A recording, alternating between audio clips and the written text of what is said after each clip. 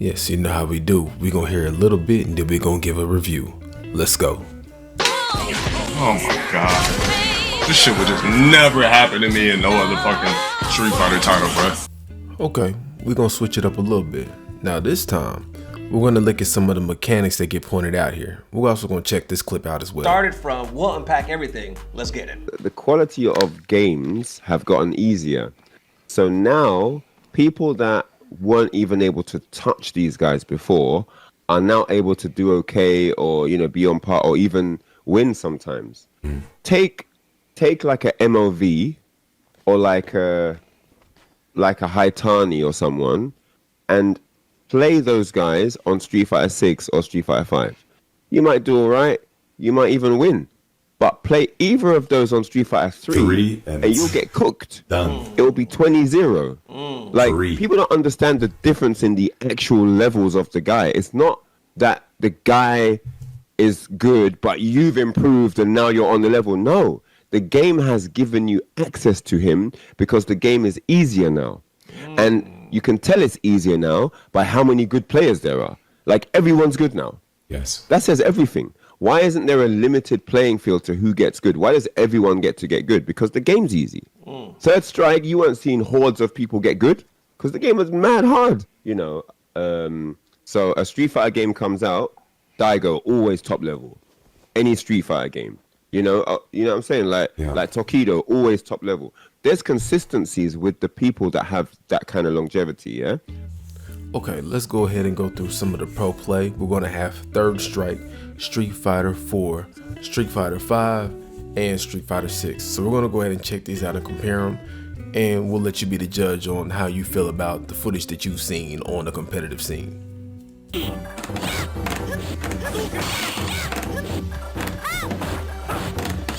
Oh, okay. Oh, you can change it in order? I didn't know you could do that. Okay. You saving the bar? We just saving the bar. Okay, you take a sweep, that's fine. What about building these 2 bars though? Don't jump at me. Don't jump at me. Okay. Ooh, okay. Uh-oh.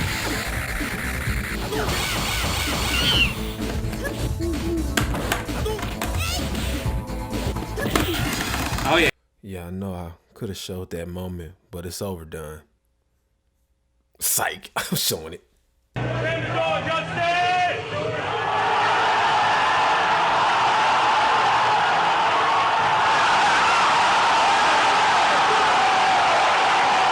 Daigo.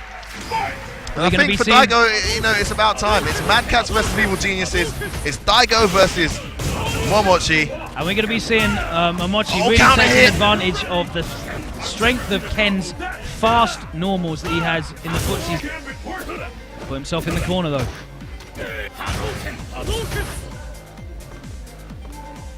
Daigo going to crouch and medium punch to control. Oh wow, catches his heels again. Wake up. Oh, big drop, that could be the round. It is. Daigo's going to go 2-1 up here. Daigo's showing off all of these links. All of these very, very difficult to land. Damage to Mikey, and the Mikey's doing to the Rag Blade. Because I said this a lot, but Akuma's health is not the best. It's not there. So really all the Rag Blade needs is a good EX combo with, some V-triggles figured in there, and he's good to go, so he has to be careful. We have seen him tech 2 of these throws in a row, though, so he's very much ready for these grabs, and that's going to be the rapid punch into the juggle. Okay. Okay, activate your own V-trigger, good stuff. But you see what I'm talking about? Look how much damage he took from like a couple hits. Like, that was a lot of damage. Hit him with the, the aerial fireballs. Ooh, walking up on him. Tried to read the wake up and actually does get it beautifully played in the corner there. He blocked the first one, but he didn't. Angrybird's incredible though. First opportunity to chip and he's just there. What a first round between these two. God damn, these guys are good. Thank you. It's Twice?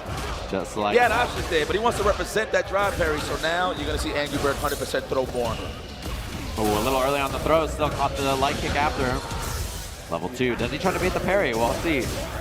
No parry that time. A lot of drive gauge damage, by the way. Yes! And he gets the throw.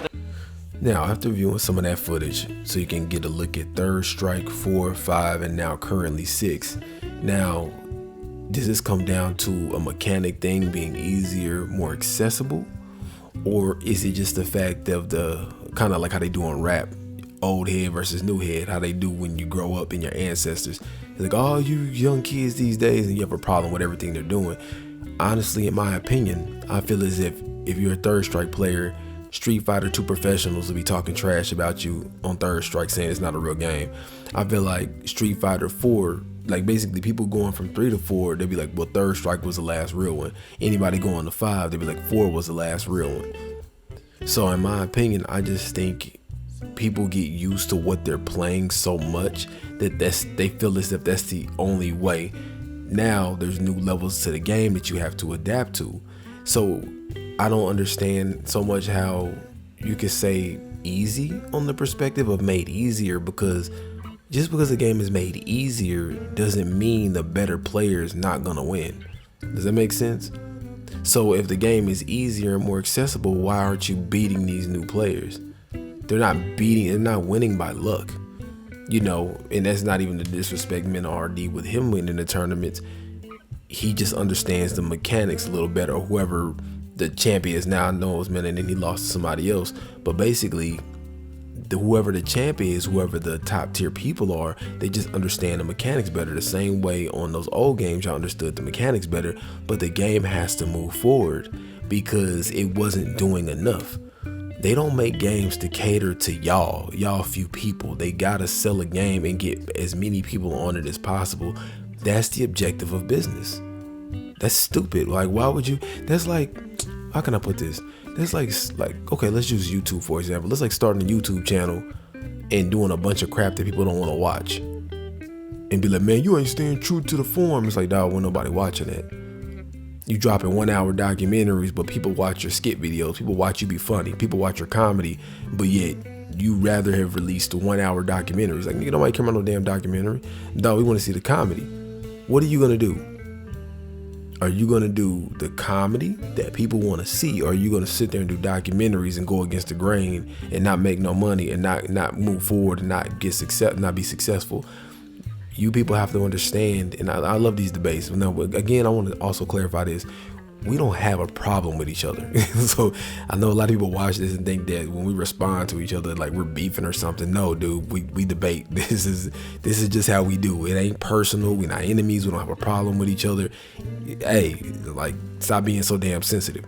But overall, you just got to factor in that point. Why would they proceed to make a game that's not doing well? In my opinion, those games didn't do well. Why do you think they changed the formula? You think they changed the formula because they were just cashing out?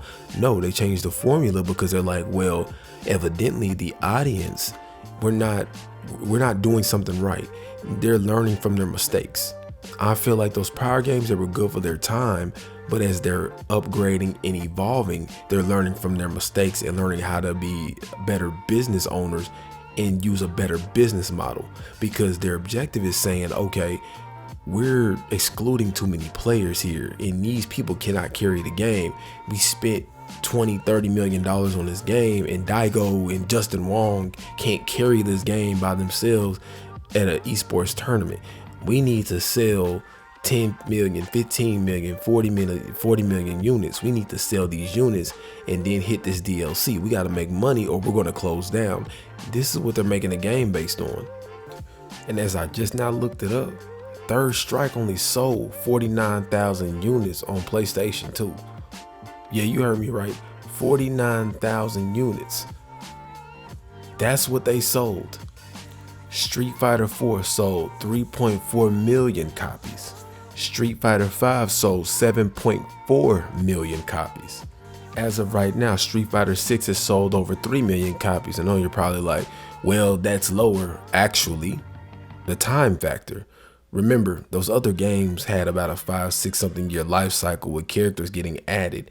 This is 3 million in its first year cycle. So they're projected to do over 10 million. They haven't even released Akuma. They have not released any favorites yet. They haven't released Vega or any of these other players. So 3 million right now. So you can't really say that what they're doing is not headed the right direction, because if more people are gravitating towards it, how can I put this? I'm not going to just say it's automatically better because more people are on it, but the ultimate goal is to provide something that people are interested in playing and watching. And honestly, they know what they're doing. I know how some people might feel in the community, but Capcom knows what they're doing as far as the way they're making their games. People were not supporting those other games. Third Strike did 49,000 units. It was not a good, in people's eyes, it was not a good game. You can blame it on timing, whatever it is. And yeah, it was a staple to get people interested in the game. It did what it was supposed to do. It did what it needed to do to put more eyes on it. But as far as Third Strike carrying the torch as one of the greatest Street Fighters of all time in consideration of ranking and sales, it's one of the worst selling and one of the least receptive. One of the ones that has the lowest opinion about it from what I saw. Again, I'm just going off of what I read. All I got is Google right here in the public information, but it was not considered a success. So one of the most legendary moments happened on one of the quote unquote least successful Street Fighters ever made. Yeah. Yeah, to put it in perspective. So you got to ask yourself, what's more important? Because if you guys just keep getting catered to on games that aren't selling, there ain't gonna be no more Street Fighter. There will not be another Street Fighter. If Capcom ever in a life drop another Street Fighter and that thing do 50,000 units, you might as well say goodbye to Street Fighter. It's done permanent. It's not coming back. It was cheaper to make games back then, but it will not come back again. If you keep catering to y'all and people don't want to play it, what's the point of making the game? They're not taking those kind of chances, and I don't blame them. I don't blame them. It's business. I know y'all did what y'all could. I know y'all was loyal to it, but that loyalty wasn't enough. It wasn't enough to pay the bills, so they had to make a better game. And now it's a better game, in my opinion. I got to give it to them. But have a good one.